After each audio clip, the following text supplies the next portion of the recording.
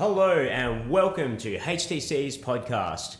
We are here to shine a light on Hybrid's toughest characters and relive our most memorable moments. I'm Chris. And I'm Deacon. Let's start this thing. Let me just say one thing. If you put any man, woman, child, or animal in front of me on a mat, I'm gonna take them too. HTC, best team in Australia. Hello and welcome to HTC's podcast. This is our episode number 5. Today we are joined by a special guest, not one of our toughest characters, but I guess a reason why a lot of our characters here are tough. We are joined by Damon Upton-Greer, commonly known as Doug. He's fought everyone, absolute legend, and I am absolutely ecstatic to get to have a chat to you today, Doug. So welcome, my friend. It's a pleasure to be here. I'm actually quite excited for this. Yeah. Love a good fights podcast, so it should be great. Good. Well, let's see how entertaining, interesting, meaningful we can make this one. But first things first, we did just get to watch one of your Legion fights against Brian Muller. Awesome performance. I hadn't actually seen that one because I was getting ready to fight your mate, as it just so happened. So I was out at the back and I had my own problems. So what I would love to do, if that's okay with you, is we'll have a bit of a chat about your fight camp. We'll talk our way through the fight, and then after all of that, I've got 1,000,001 questions. Deacon might have too. And we'll get around to it, mate, and we'll share some stories, hopefully have some laughs. Tell us about that fight camp, man. Yeah, sounds great. I actually thought we were going to be talking about my fights with Drummo, but we might save that for another day.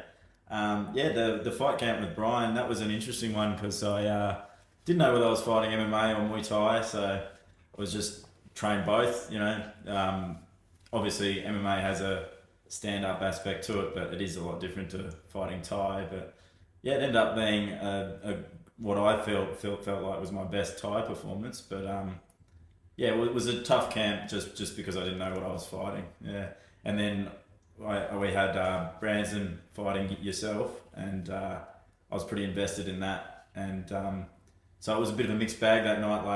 I got the win, I felt great. It's always hard when you've got teammates on the card, and I always find it so much more stressful watching our guys at MMA North fighting now, or any teammates I've ever had. Like, you have no control when you watch your teammates fight, as opposed to when you're fighting, and it's like, if I get hit in the head, that's my problem. That's the goal. But it always sucks seeing your teammates lose, but it is what it is. But it was a good night overall.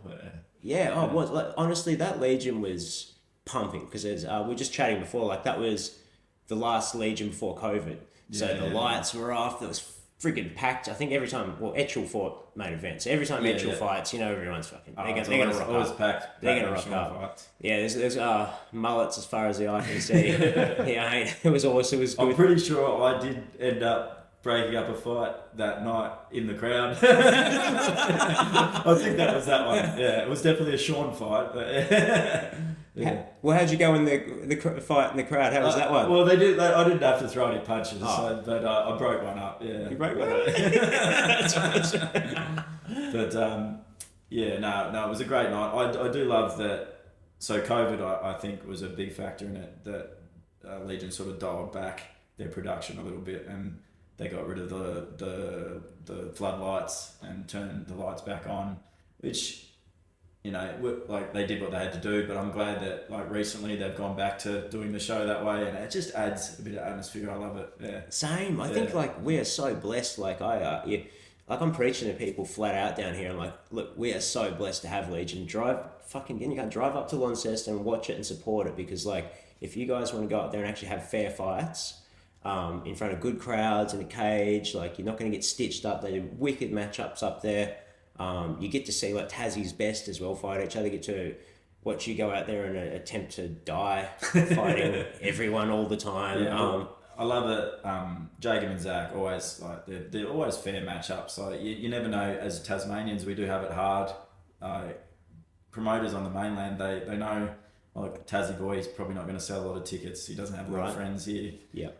So we'll give him the up and coming guy, or the bad matchup to give them a step up. So it's always tough for the guys that do want to go and compete on the mainland. They're going to have tough fights from the get-go. They're not going to get, like my last fight I had in Adelaide, I just wanted a middle of the rung, middle of the card sort of fight. I ended up thrust into the main event with a guy that was a middleweight, number 3 ranked in South Africa at one point. Lyle Karam, he was going to fight Priscus actually, I think. No shit. In Road to One. All right. Yeah, they were doing that, but it got canned. I'm not sure what happened, but I actually talked to Lyle when I went over for Diamondback for Taylor's fight recently, and he had visa issues. I think that might have been part of why it didn't happen. I'm not 100% sure, but yeah, I got straight into that main event, and it's like, oh crap! Like, like I was like, all right, I'll do it, but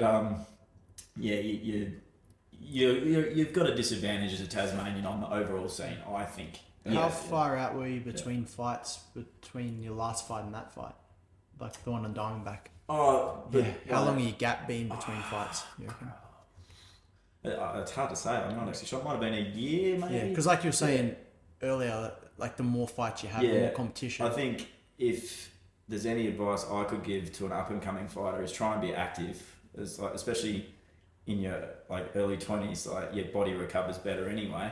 Yeah. But the rhythm you get from having multiple fights in a short amount of time, obviously you don't want to be beat up, but if you get through a fight unscathed, book another one, because you're going to be better each time, I found. Like, if you have that year plus off, you're a little bit more jittery, you react too much to punches and kicks, you're just that little bit slower, I think. Yeah. Your rhythm isn't as good, but yeah, that's my opinion. When you first started, how many fights did you have?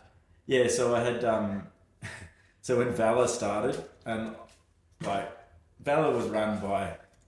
Yeah, some questionable individuals. I think we briefed on this last episode, didn't we? Nearly every episode Valley gets brought up, I get a bit of a giggle. I look at it. I look back at it with rose-colored glasses, though. Like I loved it. Like there was some real dodgy stuff that was happening, but it's so fun to talk about now and to look back on.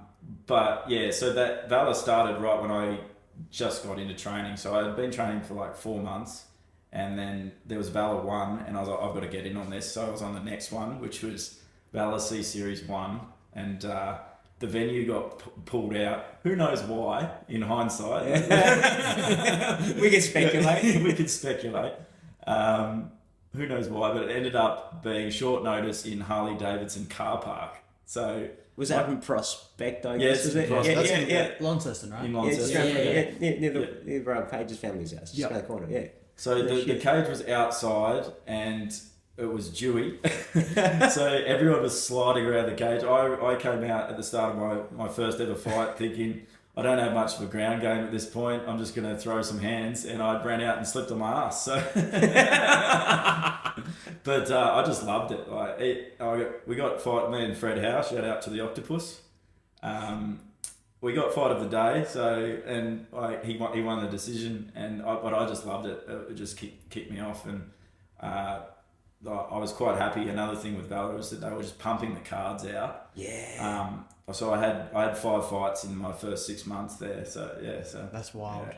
That is actually, it really is, right? Wild. That's wild as shit. You got to think that's like 5 camps over. Yeah. Basically, there was there is no camp. There was no camp. Yeah. I just, as soon as the fight was over, if I wasn't too beat up, I was at training the next day, and I just kept going, because luckily I didn't really get, until I came up against Dave Butt in that run. I broke my nose in that fight. He broke my nose in that fight. Yeah. I loved that fight, actually. That was I look back at it fondly, but I didn't get any major injuries through there. And as I said, I think that's partially to do with being in your early 20s. Yeah. You just don't get injured as much.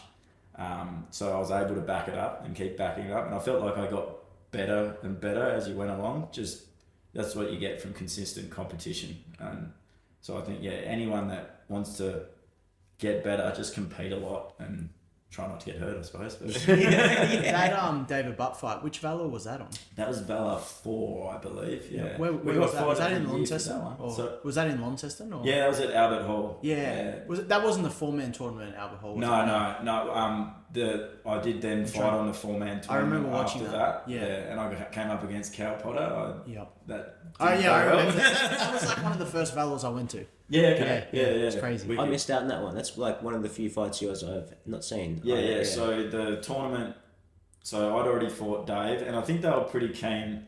They were hoping because Dave had a lot of support and we had a really good first fight. I think they were hoping that we'd get through to the final. It didn't pan out that way. Who else was in the tournament? So there was me, Nick Denham, and Callan Potter and Dave Butt. Yeah. That's a murderer's row. Yeah, so it was. Oh my God. Yeah, but Cal was just like, he ended up in the UFC. He was just a step above all of us, to be honest. Like, yeah, and I drew Cal in the first round, and that didn't go my way.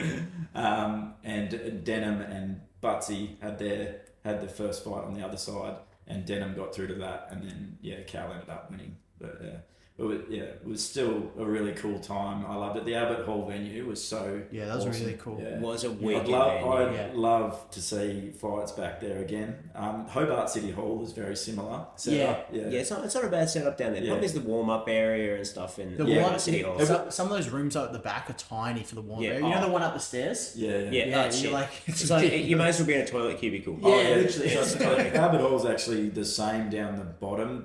I was lucky in my first bunch of fights there that I was upstairs and there was a big open area that you had plenty of room in.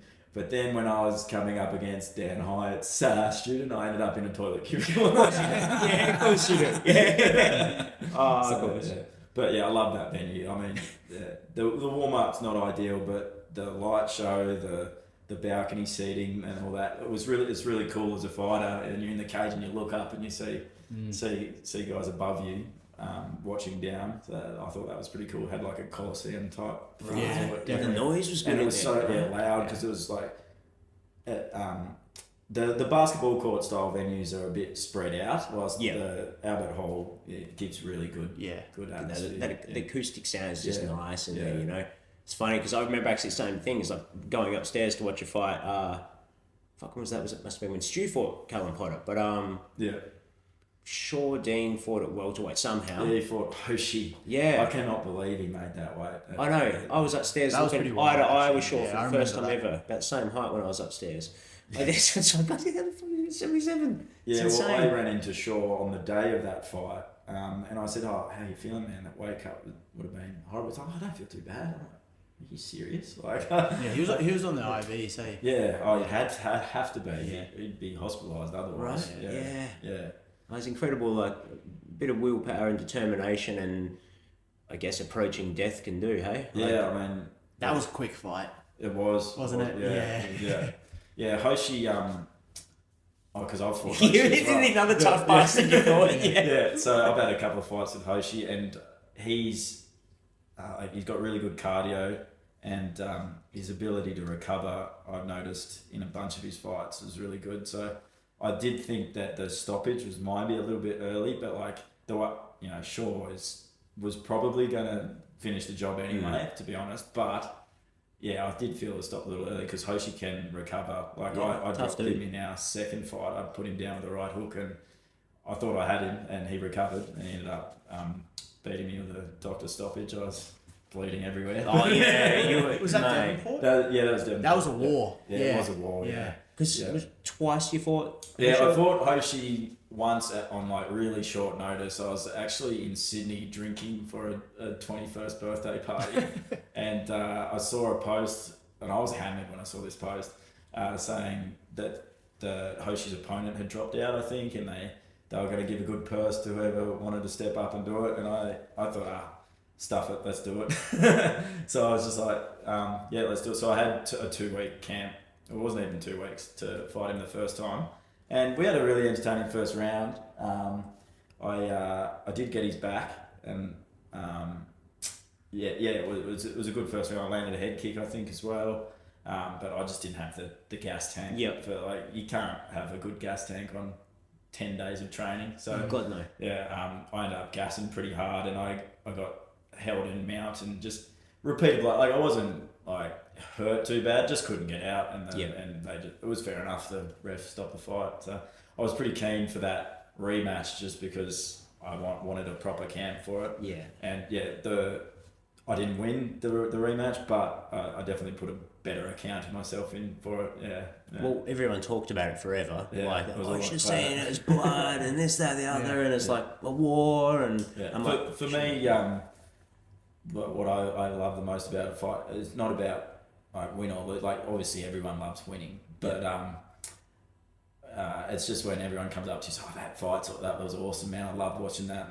That like gives you a good feeling inside, and always wanted to entertain and also be, not that you want to get hit, but to absorb punishment and put on a show. Like if you could show that you were tough and never give up, like as long as you don't quit in the cage, you don't really lose. That's my opinion. Like you can get subbed, you can get knocked out, you could lose a decision, but if you didn't give up, then you've won, in my opinion. Yeah, you went up against it. Yeah. which is, I guess, like over time how I became a fan of yours. Really, is like it wasn't from the wins, man. It was like, it's like, which fucking tough prick are you fighting next? You know, I said that, you know, your Nick Denham's, your Chris Drummond's, like you fought them all, and so the Casey one was one that I was very tempted to talk to you about today because I was so close for that one, and I think it was like round or something, got kicked, and it was like towards the back of the head. It's like, he's dead. Yeah. No, Terminator gets back up, you know, like, and then to win rounds after that, to like really put it on Casey after that, who everyone knows is a, you know, very talented and tough, strong, hard hitting human being. Like, I was like, fucking hats off. Yeah, Casey's a great kicker, and he's got really fast hands, and that I really struggled with my range for that fight. Round one, I felt like it was pretty tight round, like could have gone either way. And then in round two, he landed a head kick that sort of put me down to a knee. Like it was through, like I had my guard up, but it sort of wrapped around. And that I was like, oh crap! Like went back to the corner at the end of round two, and I'm like, oh, I'm definitely down now. So came out at the start of round three, and I was just like, I've got to go after him. So I've got to close the distance because I couldn't get past his hands, and his kicks were really fast. And I found an advantage in the clinch, and I put it on him in that round. And I was feeling pretty good coming out. And I do feel like in the Muay Thai title fights, they give you a 2-minute rest. Yeah. And I was like, and I felt like that worked against me. I had the momentum, and Casey, to his credit, like good on him, he adjusted in round 4. Yeah. And he started catching me on the way in, and I was a bit silly, I think, and I just ran into an elbow, split me open, I was bleeding, and then he hit me with a massive head kick, which is the one I think you were talking about. And that's the worst I've ever been hurt in a fight, like as far as being like nearly put out cold. I just remember hitting the floor, so there was like the head kick landed, because I tried to do a spinning back fist as he kicked. That was it. Yeah. Yep. And it hit me in the back of the head, so I had like a black spot. And I remember hitting the ground and just going, get the fuck up. Like that's all that went through my head. So I just got up, and then Pete Hickmont was reffing. Love Pete, shout out to Pete. Yeah. Best ref in the business, I think. He'd obviously reffed me quite a bit, and he knew that I wasn't going to pack it in, so gave me the benefit of the doubt. And then we got to round 5, and Casey got the decision. But that's another one of those moments I look back on actually quite fondly, like getting up from that head kick. So no, I mean, you boys both got a round of applause, like standing ovation for that fight. That was awesome. Like that was so cool to be like close, being able to watch that, like hearing the hits, like nearly hurt me. You know, like, it was awesome, man. Yeah, well, Tricky actually came up to me after that fight, and he said, Doug, no one else gets up from that head kick. No one else gets up. I'm like, oh, thanks, Tricky. I mean, there's plenty of tough guys around, like especially like Chris Drummond. I think he's the toughest bloke going around. But that meant a lot to me, that Tricky would say that to me. So that's pretty cool, man. Yeah. That's pretty cool. And before we get back onto the fight, we did just watch. But, speaking of you and Chris Drummond, and you said you were fighting like everyone that's tough you fought. After you fought Chris the first time, like he beat you up. Yeah, yeah. He beat you up. Yeah, like 100%. Yeah. And then so I that fight, I came off fighting Dave Butt for the third time, and I put everything into that camp, and I actually had a little bit of a fracture in my shin, and Gelson said, do you want to fight Chris for the title in Legion? Yeah. And I was like, I think, so in my head, what I'd always wanted to achieve was to win the MMA belt in Tassie and a Muay Thai belt. I wanted to win both. Yeah. And so I was like, well, here's a chance for the Muay Thai belt. And I took the fight, and this is the fight that I'm actually the most disappointed in myself, because I didn't put in a camp that I should have. The hunger wasn't there as much as it should have been, which is ridiculous because like Chris is such an animal. And Gelson actually got stuck into me a few weeks out from the fight and told me, like, he bashed the fuck out of me at training basically. Yeah. And made me do hundreds of kicks and sit-ups and burpees and all that horrible stuff. And I'm thinking, why is Gelson flogging me so much? And then I realised when he just got stuck into me, told you're not putting in enough, you're not your normal self, all this sort of stuff. And that sort of woke me up for the last few weeks of the camp, which I'm glad it did, because I don't think I would have made it through the 5 rounds with Chris that day if Gelson hadn't put his foot up my ass. And in the end, I still think it was a good fight, but yeah, Chris clearly wiped the floor with me. So I thought, I wanted that fight back. I really wanted to do that again. I didn't put in the account of myself that I should have, and I rededicated myself. I actually had a breakup with my ex-fiance, which ended up being a great thing for my fighting. Yeah, right. I went on a camp to Thailand, and with Zach with the Asoki tours. So shout out to Zach. I loved that. That was awesome. It was like 4 or 5 hour days of training, and that's all I did. Like massages, food, training. That was it, and it was so good. And going to watch fights too. So I recommend to anyone that's into Muay Thai or even MMA or Jits, because there's plenty there in Phuket now. It's awesome. Go do that. I came back the fittest I've ever been, and I was like, I really want to fight Chris again now. I'm ready to fight Chris now, and but I had to earn, because Chris was a champ, so I had to earn that. They couldn't just throw me back in. So I had another fight with Ant Poke, and I forgot about him. Yeah, and I won that by a knockout. And that's the most, usually, even if you're going well in a fight, you sit down at the end of a round and you're still puffed. But I sat down at the end of that round. I'm like, man, this is the fittest I've ever felt. I could just go again now. And then came out, knocked him out, and then Chris comes straight up, because we talked about it on the mic and everything. We're like, I really want to fight Chris again. And Chris comes up and is like, yeah, fuck yeah, let's do it, Dougie, let's go again, let's do it. And I'm like, yeah, that's what I love about Chris. He just loves to fight, and when you fight him, it's so fun. It's fun, not fun because he's so good and he's so tough, but it's also fun because he's just having fun, and you have fun with him, when you're slapping hands, you're just like, let's go, sort of thing.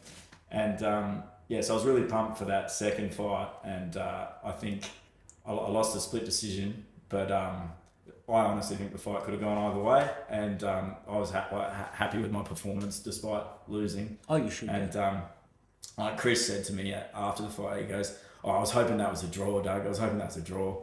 And I was like, which is a cool thing to say when, obviously, you want to win, but for him to say that, I was like, that's cool, man. Yeah. And it was a great experience fighting Chris both times. My leg was rooted after both fights, I can tell you. Not that shocked there, man. Oh, yeah. I can't wait to bring him in for you two to talk about that we'll one. have a chat about that. Because I don't want to spoil some of the things he said about it. You know what I mean? Yeah, because it was so epic. And I think, if anything, might have been one of the only split decisions that Paul Bastard's ever won. You've done him a favour. I was listening to the first podcast, and Drummond goes, I'm the king of losing split decisions. I'm like, liar! But it was an awesome experience. But I guess we should probably talk about the fight we're going to talk about. We should. I guess so with Brian, and said, look, I didn't actually get to see this one in the flesh because I was at the back a bit worried about my own prospects. Yeah, fair enough too. Yeah, and out there, dude from Adelaide. As you said, he was a state champ as well. Yeah. So as I said, it was a tough camp because we didn't know it was going to be MMA or Muay Thai. We were having trouble finding a matchup, which I guess once you've had, like, at that point, nearly 20 fights in Tassie, like, there's only a small pool of people you can fight with that much experience, and then you've got to really look at the mainland. So they were having to look around, and they found this Brian Muller. He's a state champion in Adelaide. And it looked like it was going to be a really tough fight, like really good, strong clinch, tall. He was bigger than me. But yeah, I ended up feeling really good in that fight. Yeah. So my timing was on. I think that was consistent fighting, as I was saying, that really helped me there. Like, it wasn't that far along from fighting Chris, and I had the Ant fight before that, pretty close together. And just consistent camps and training and competing, that I felt really sharp that day. So yeah, it was one of the few where I've got through pretty unscathed, which I was happy with. As you were saying about the timing there as well, is like, that's something I basically picked up on straight away, is because I guess, like, he was a bit more that traditional Thai, but you being like so MMA, I mean, you fight anyone and anything.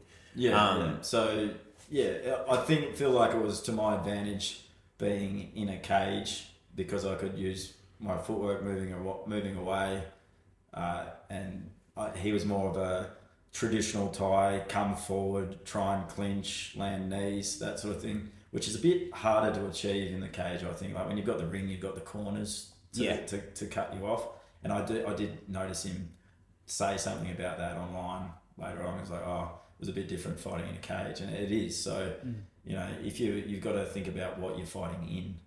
Yeah, couldn't agree more. It's very important. Yeah. Do you find fighting in a cage more fun as well, or? I mean, I've done most of my fighting in a cage. I've only had a few fights in the ring. Obviously, I did a lot of boxing sparring in the ring. Yeah. I definitely prefer the cage, just because there's a bit more creativity you can do with the cage. Like, you can, like, jump on it if you want. You can, all kinds of stuff you can do with the cage. It's pretty fun. I haven't done any of my fights, but anyone that I've sparred with at MMA North will say, if I get close to a wall, I'm throwing a Superman punch off that cage. Like, I love it, yeah. That's sick. Yeah. I love it. Yeah. That's awesome. Do you remember there was like a show in Hobart, and it was in a ring. I can't remember who ran it. I think Chris Drummond fought, and he kept getting thrown. I don't know if it was Chris Drummond, but he kept getting thrown over the ring. That was one we put on. Yeah, Gilson. Yeah. So I feel like the cage is a lot safer. Hey. That was pretty wild. The cage is the best. Maybe the alley, who knows? Yeah. But the cage is the best for MMA for sure. There's no way you'd want to do it in a ring, I think. But, God, no.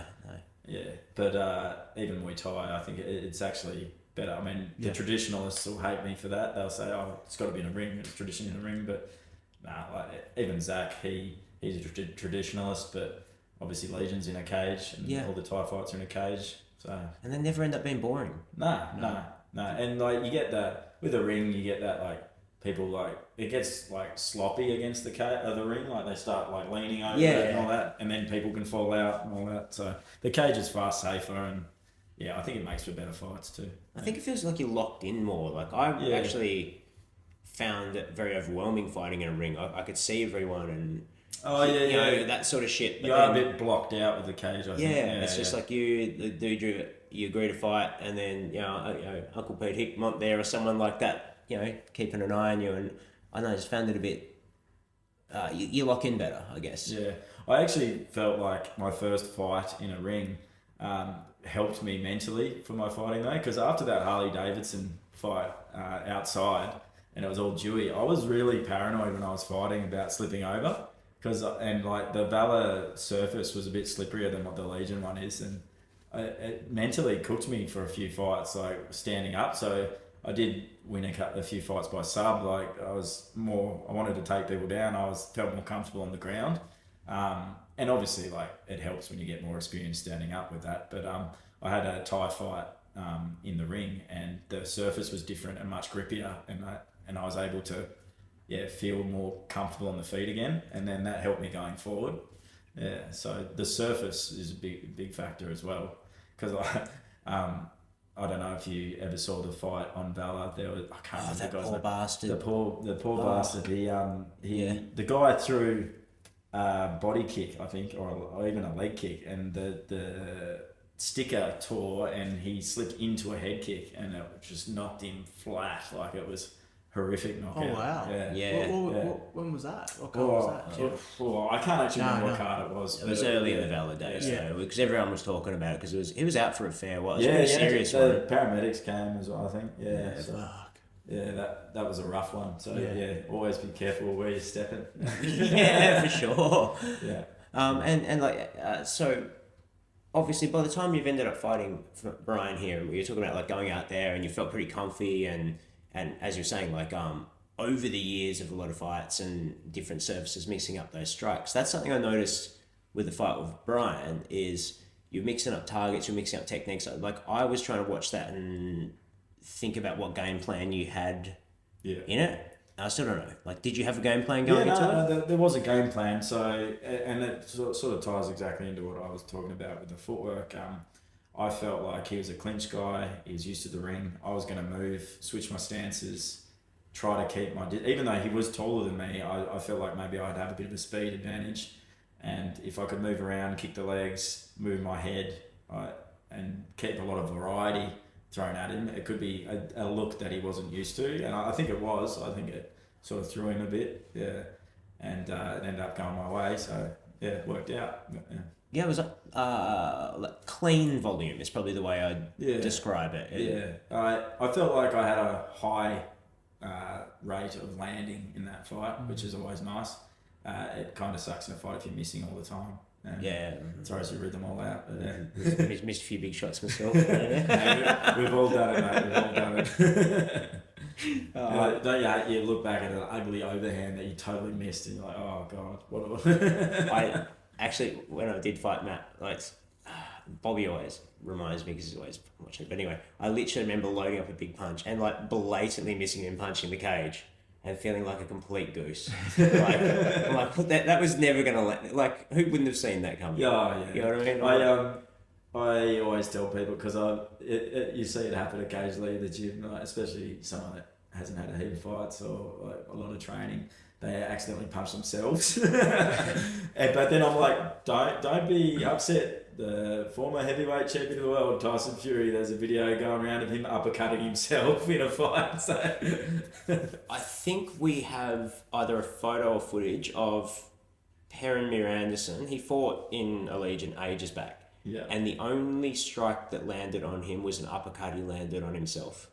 That was the most rough. That was the biggest blow, because I was in the corner, not that I had to do anything, because he comes back and he's asking like, oh, what can we do? And we're like, nothing. What advice do you expect from us? Just do what you're doing. You didn't get hit, you're doing awesome. I have seen a UFC fight, and the people have memed it, obviously. This guy in an arm triangle, and the caption says something like, if you ever felt bad about sparring or whatever, just watch this. And the guy's sitting in an arm triangle, he's being arm triangled, and he's trying to punch the guy with the arm that's in the arm triangle, but he's actually punching himself in the face, and he's not realising.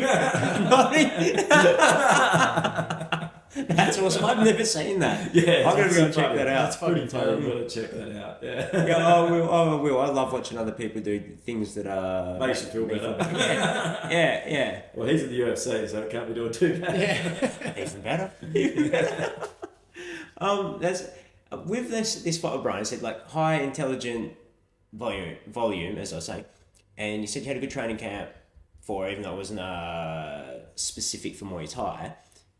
In between rounds, the energy management felt fine. Like... Yeah, well, and funny you should mention about the Muay Thai MMA thing. I actually nearly shoot a double leg in, I think it was like round 1 or 2, and I had to pull out, and I'm like, God, I hope no one noticed that. But no one said anything about it, so I think it was subtle enough that nobody noticed, because he's thrown like a kick and I've hooked it with my arm, and usually in an MMA fight or sparring, if I hook a low kick, I'll just shoot the double straight away.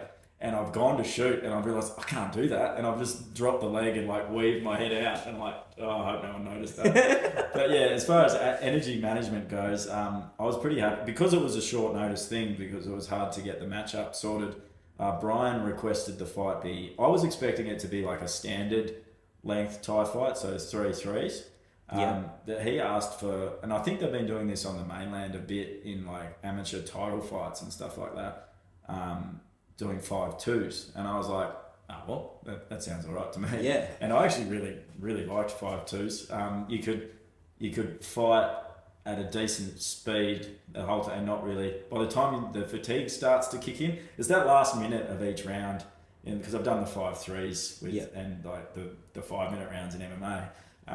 It's those later minutes of the round where the men from the boys sort of thing. Yeah. And so just going up to the 2s was quite kind of fun. Fun. Yeah, it was very fun. Yeah, I was like, I could put the foot on the gas and then I get my rest. Yeah. Yeah. So then you get the rest and you go again. So yeah, I liked it. 5-2s was cool. Oh, it certainly suited your style. Like, I think that whole fight seemed to suit your striking style. Like, said it was pretty clean, moving, footwork, switching stances, some beautiful kicks getting thrown, chopping the leg. I think I saw a couple of nice little sneaky hooks, a couple of intercepts. Like, the variety seemed really fun too. Yeah, it was a fun fight.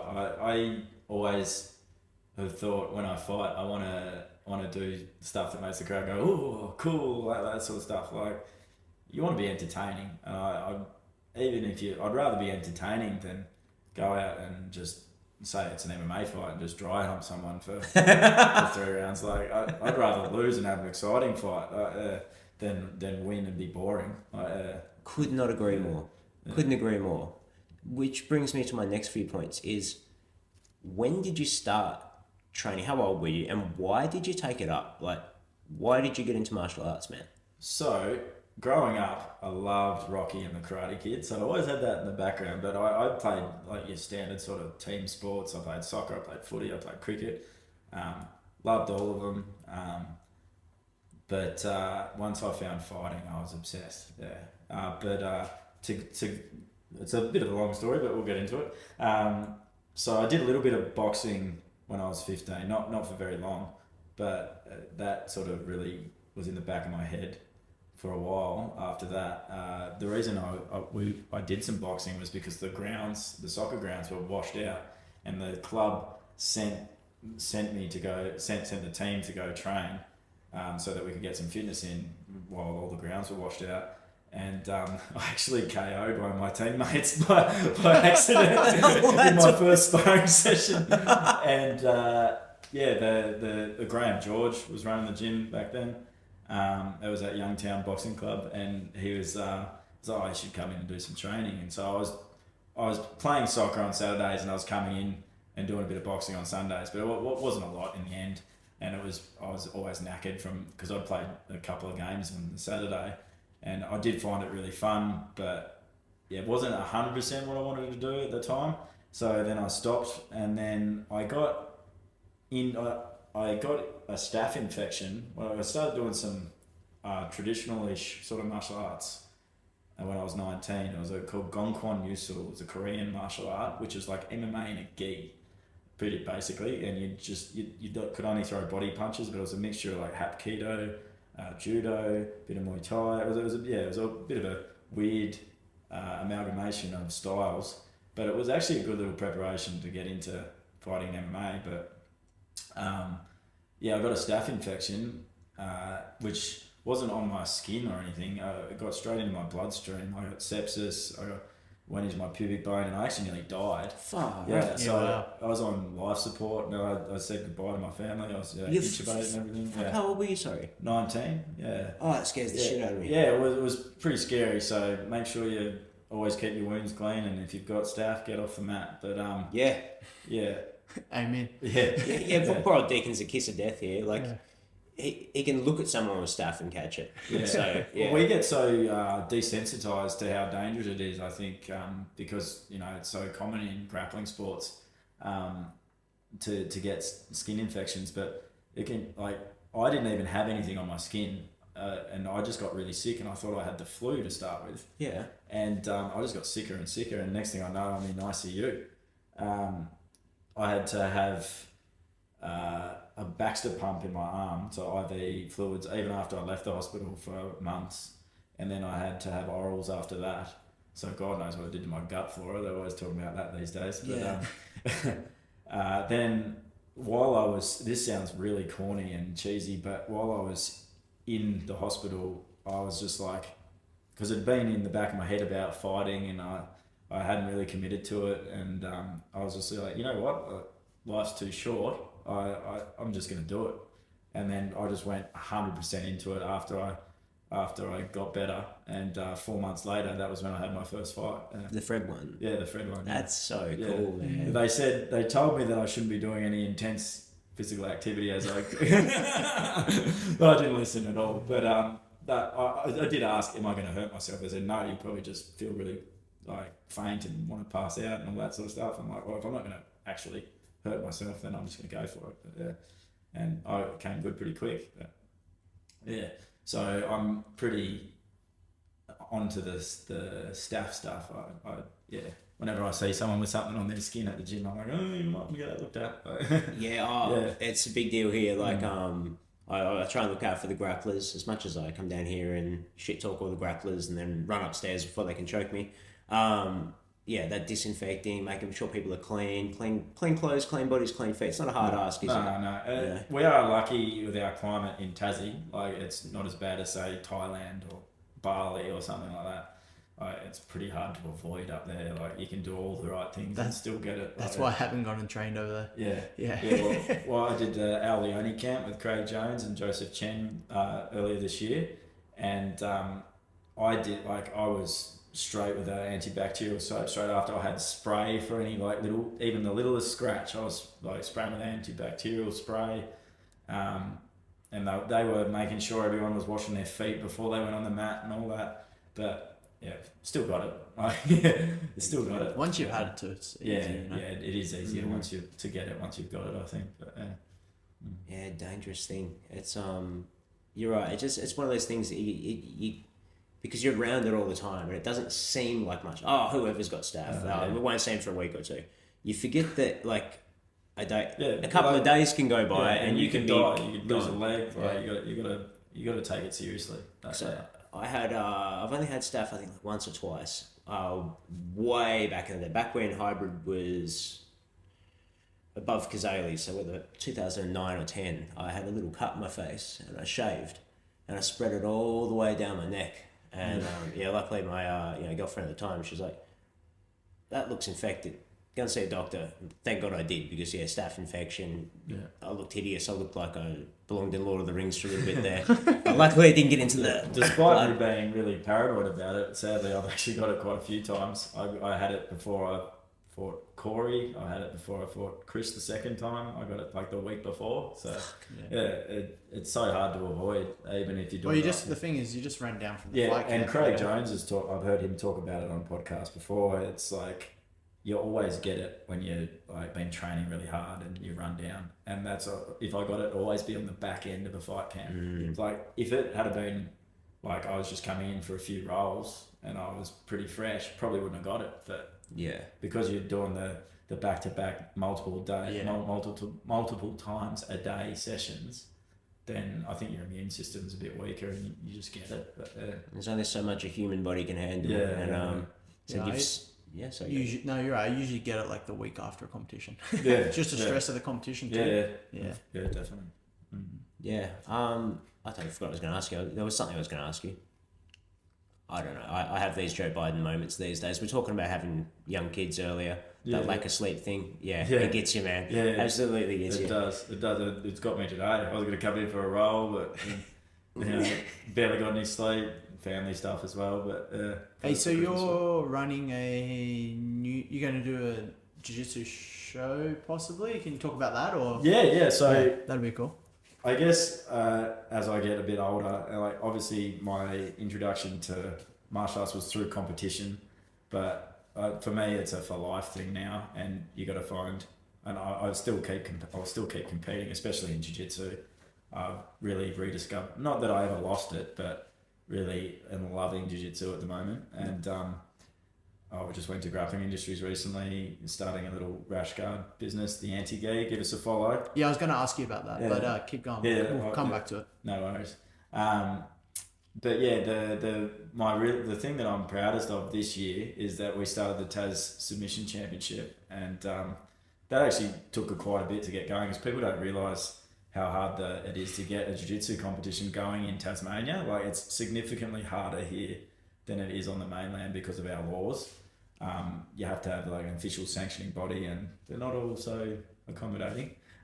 Thankfully, we did find one that was, and we got that going, and we've been starved of competition in Tasmania in jiu-jitsu for a while, and I'm really proud that we ran 4 jiu-jitsu comps here this year, and the turnout was great. I think I got such good feedback about it. It really made me warm and fuzzy to see, especially the kids competing. Hell yeah. Yeah, it was awesome to see the kids compete, because I can look at it and I'm like, I want my son to be doing this in a few years. Like, and I'm so stoked where that's gone and where we can keep going with it in the future. Like, hopefully it just gets bigger and bigger. We've also got another thing on the cards. Shout out to Hamish McLaren for helping make this happen, because obviously he's the pioneer of slap jiu-jitsu in Tassie. We're going to be running a combat jiu-jitsu comp March 1st. Nice. Yeah, we're going to be talking about matchups pretty soon. So I'm excited for that. So we're going to do that next year. But yeah, we'll probably do the 3 TSCs next year. I think it's a good split. 1 in Hobart, 1 in Devonport, 1 in Launceston. Man, legendary. That's great. That's awesome to see. You're spreading the love around the whole state, helping the whole thing grow. That's it. Because it sucks. Like, if you play football, if you play soccer, you play cricket, you play any like sort of traditional sport, you can compete every weekend. In jiu-jitsu, we were getting maybe 1 comp if we were lucky. They got cancelled. COVID played a factor, but they were getting cancelled as well. So there were years there where we didn't have a single jiu-jitsu comp in Tassie, which is ridiculous. Like, we've got so many gyms. Yeah. But it sucks because the people that do the sport, they have to fly themselves to the mainland to compete. And especially if it's like, say it's States or Pan Pacs or something like that, you might lose your first match and then you're out. So you've just been, like, let's say you've got accommodation, you've got flights, maybe missed work as well. You got $500+. Easy. I did nationals this year, and I think it cost me $1,000. Yeah, like, and to have to pay $1,000 to compete in the jiu-jitsu comp is a bit ridiculous, I think. So that was another thing. We tried to make the TSC affordable. Like, obviously it needs to make money so that we can keep doing it. And it's done great despite having like pretty low fees, I think, when you compare it to other competitions. Definitely.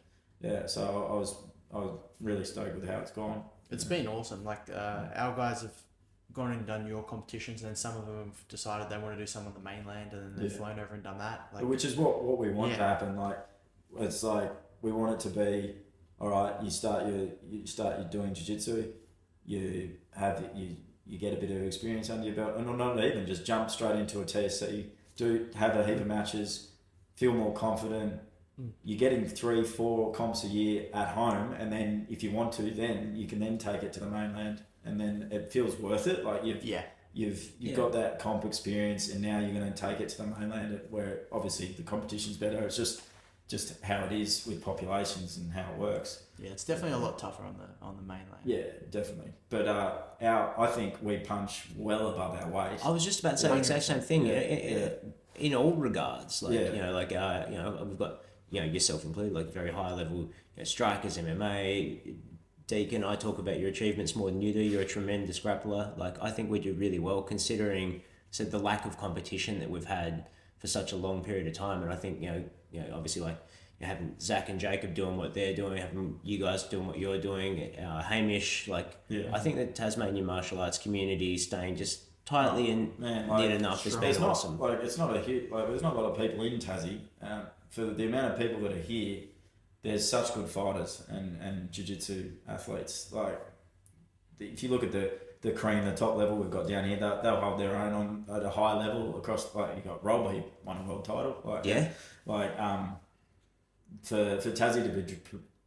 Tassie to be producing athletes like that when we haven't had much competition of late, especially in jiu-jitsu, is awesome. Yeah. And I love Jacob and Zach. Jacob's a great mate. He's been my Muay Thai trainer for a long time. They do such a good job. I'd love to get more involved in fight promotion going forward as well. But obviously I'd never step on their toes because they're my friends. There doesn't seem to be a lot of people doing MMA fights. Hey? No, that's one They thing seem that to struggle I with would that. like. That's probably a goal going forward for us, is to try and get more MMA fights happening. I know Jacob and Zach have tried, but it's something that we'd like to. We've got different ideas, maybe like really amateur shows. Yeah. Which I think something that'd be really good to take the stress away from. Yeah, from they it. just do them in a gym, like without a big crowd, and then build up from there. I think the Valor was really the peak of MMA in Tassie. Agreed. No question, really. And it was because like the sport was pretty young. I was buck wild. And I tell you what, the guys that have come through, like say I'll use one of your guys, Harry as an example, or even Tom. Like they've got a complete game. Like they're MMA fighters. They can wrestle, they can do jiu-jitsu, they can strike. When Valor started, you had, a guy that done a bit of boxing, you had a guy that done a bit of kickboxing, you had a guy that did a bit of jiu-jitsu, but they weren't like complete fighters yet. And people were just more willing to have it. Like I think there were some tougher guys than what we've got now. Not talking about those guys, but overall, they were just really tough. Yeah. And like Chris talked about it on the first podcast that he was on here, was that he didn't learn to fight and then fight. He learned by fighting. And I was kind of I was exactly the same. Is that I developed as a fighter through just fighting. We trained obviously, but you jumped in and you had a crack. I'd been training 4 months when I had my first fight, and I don't think Chris had much more either. So you developed as you went, whilst these guys are developed already. And I think that's holding people back, actually, in a way, because they know they have to be good at this, good striker, good grappler. They can't just jump in with a little bit of an incomplete game. They're worried that they have to train all aspects and get to a high level in all aspects before they can fight. So it's easier to just say, I'll have a Thai fight. I can just focus on my... that's 100% true. That makes a lot of sense. Yeah, and I get it. Having fought Thai and MMA, I love them both, but MMA is so much more daunting, in my opinion. Muay Thai is tough, don't get me wrong, it's really tough, but you've only got the 8 limbs to worry about, whilst MMA, you could get taken down, you could get submitted, you could get held down under mount and ground and pounded. I think ground and pound really scares people. Like the thought of getting held down and ground and pounded, and it's also so much more cardio taxing. You have to be fitter. Up and down, the wrestling aspect. There's nothing harder than when you've been striking and someone shoots a double on you, you have a scramble, you get held down and you have to work yourself up against the cage, and then you separate and you have to start striking again. Yeah, arms are heavy, they're full of blood, lactic acid, and you just don't feel like you have the same pop in your shots anymore. Which you don't really get in Thai. You have the clinch, and don't get me wrong, you still get tired, but it's not the same. And I think that's what holds people back from doing MMA. But I just wish and I've tried to push some of our guys. I want to get an MMA fight, but they're like, I'll just have Thai. I'll just do Thai. Then I'll have an MMA fight. But a lot of these guys, they just don't seem to end up doing the MMA fight. So that's something we've got to try and work out how we can get more guys doing MMA in the state, like having fights. I think maybe even more of those C-class style bouts. Yeah, how Bella I did feel the is the way C-series. forward. Yeah. Like the really amateur rule sets to give them a bit of confidence to then go and then do the B-class, do the A-class fights. Yeah. What about this? As you talk about how hard it is to get a jiu-jitsu tournament happening. Yeah. I can only imagine it would be exponentially harder to get, say, an amateur MMA thing up and running. I actually don't think it is. No, jiu-jitsu's a lot harder because you have to have a sanctioning body, and there aren't that many for jiu-jitsu. Whilst MMA Australasia, they're actually really great, really accommodating. They'll Pete Hickmont, he's president, I think, and he just makes it really easy, I think, for them to do the fights down here. So whilst jiu-jitsu, you don't have that so much.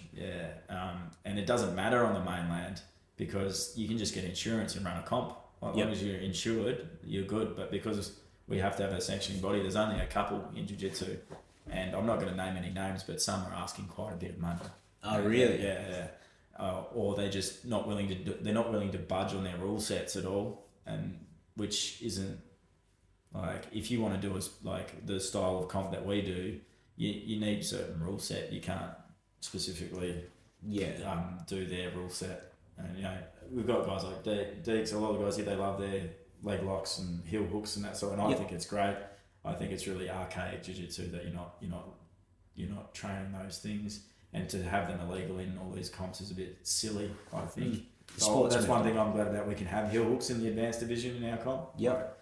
Like, I mean, I don't see like they are like the injuries themselves are dangerous, but so's a Kimura. If you let someone snap your shoulder in a Kimura, like your shoulder's going to be wrecked probably forever. Like, Yes.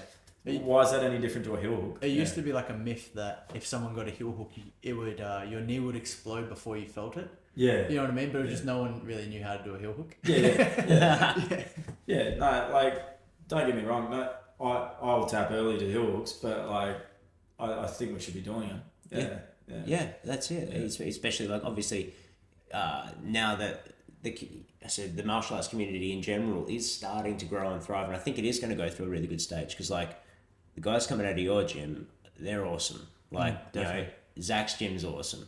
I'm proud of all our guys. Like there's a lot of good gyms, and I think a lot of these young people, like Harry you mentioned earlier, they've got big dreams. Yeah. So Harry's going to be a world champ for sure. Yeah, and I love that. I think it's awesome. Like when we started MMA North, like we looked at HTC, and we want to have something like that up here because we didn't really have anything like that in Launceston. Like we had lots of little gyms, but now we've got the full setup. We've got the state-of-the-art facility. We've got the showers, the change rooms, and like plenty of mat space and the cage wall and everything like that, and a great set of coaches, which is exactly what you guys have got here.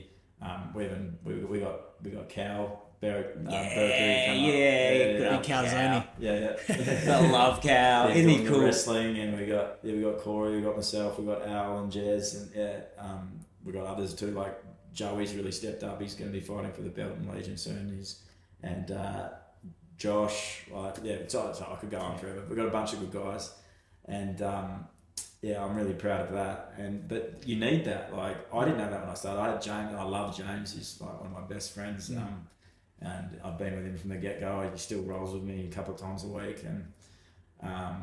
But we had to learn on the go, and we had to learn through experience and by making mistakes. And now I can hand on and say, don't do this. I've done this. Definitely. Like, especially like weight cutting. Like, I didn't know how to weight cut. I didn't know what I was doing.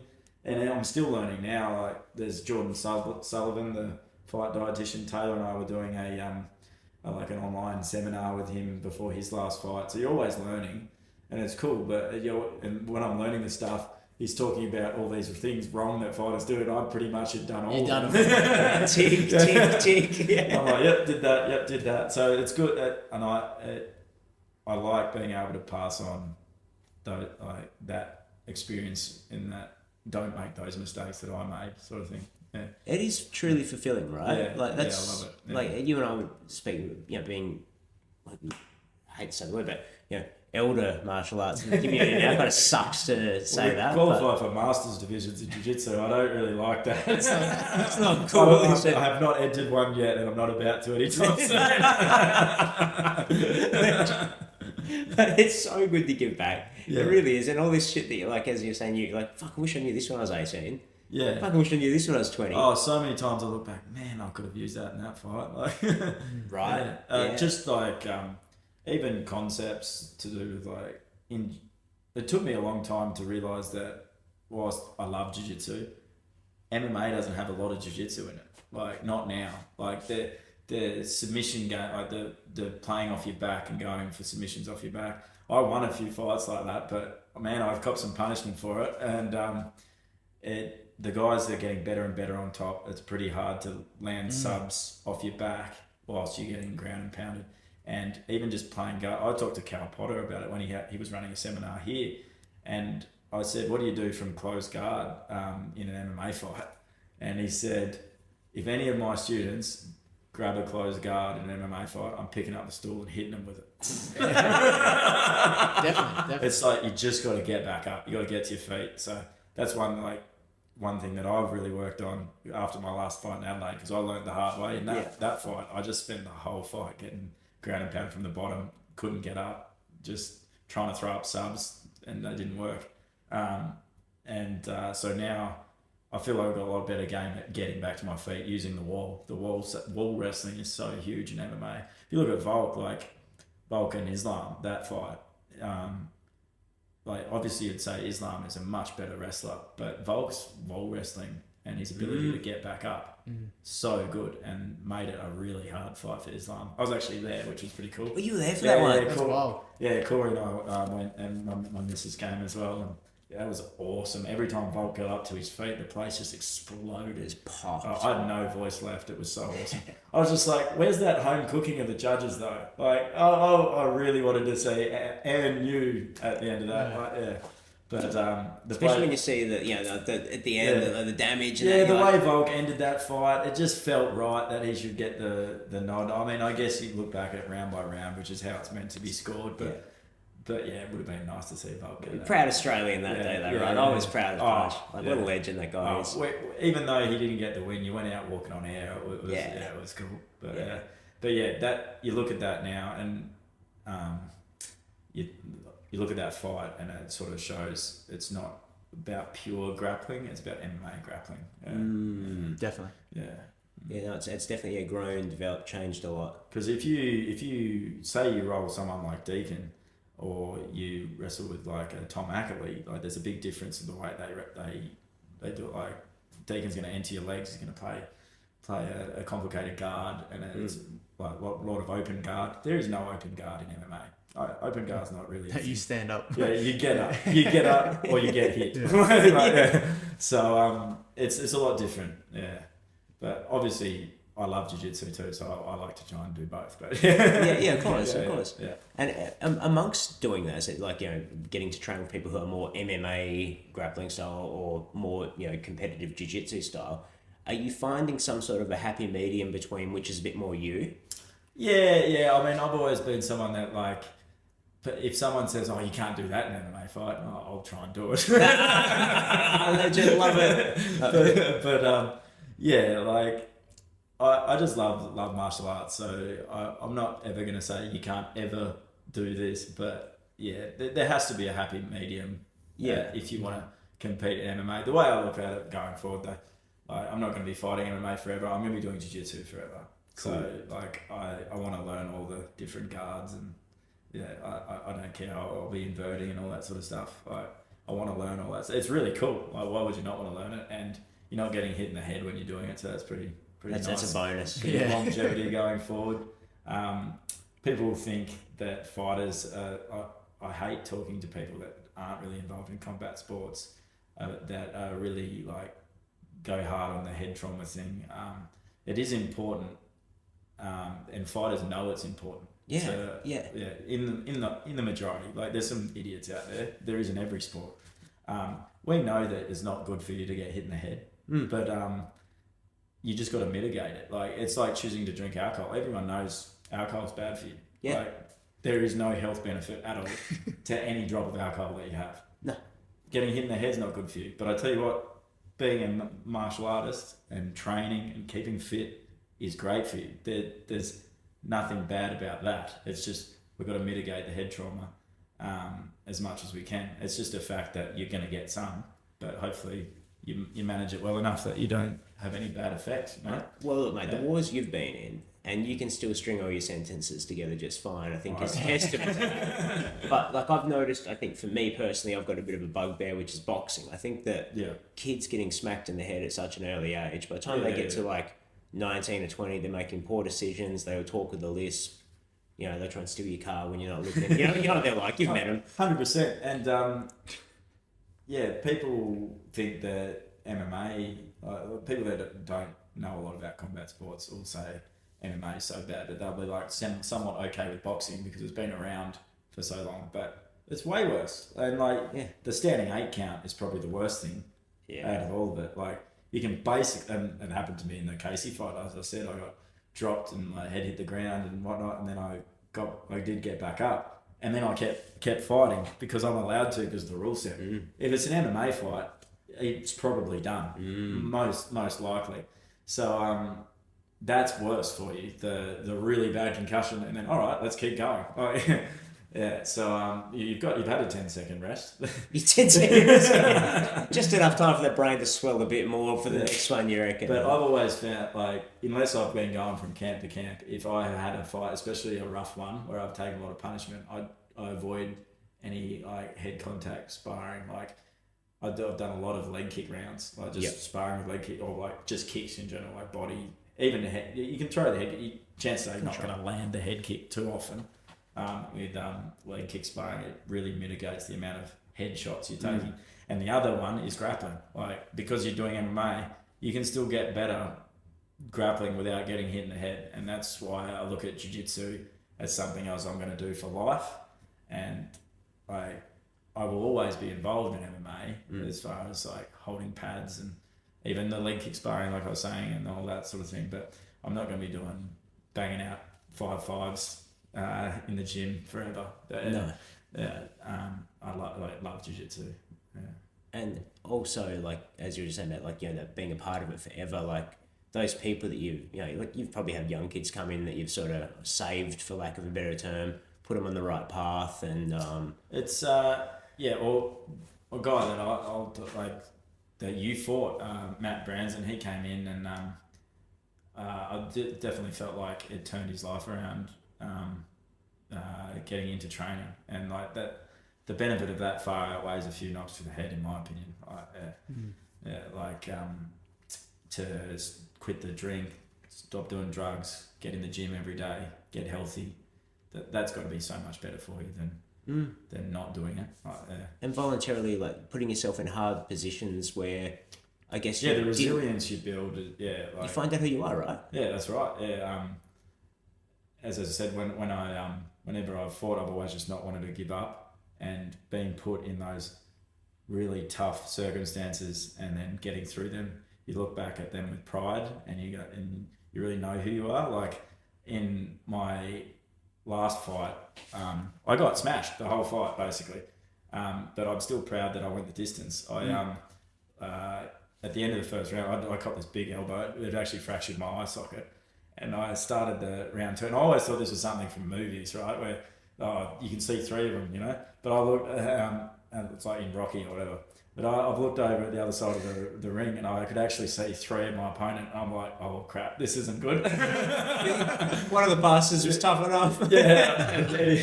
Anyway, so I start round two. I come out, and the three of them come at me, and he punched me, and I couldn't dodge all three of them, and.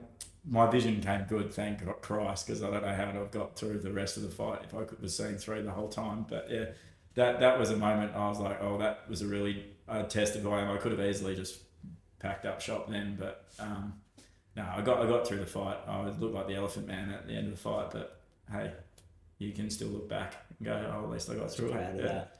Yeah. Actually, just another dispute we've had in the gym. Not a dispute in the gym recently, but an opinion. Elbow. You said it was an elbow? Yes. Yeah. Do elbows hurt? Yes or no, Doug?